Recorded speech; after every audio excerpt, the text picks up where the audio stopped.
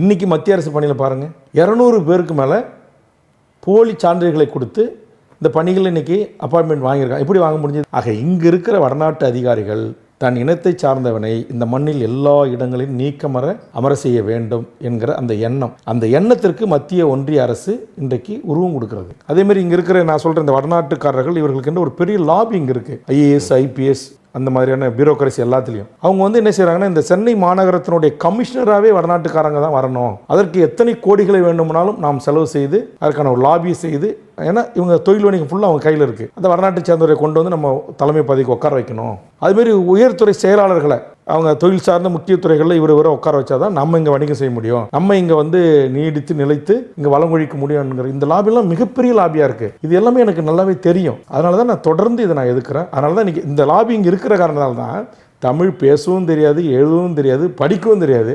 அப்படிப்பட்ட வடநாட்டுக்காரர்கள் போஸ்டல் தேர்வுக்கு 25 மதிப்பெண்ணுக்கு 24 மதிப்பெண் எடுக்கிறான்.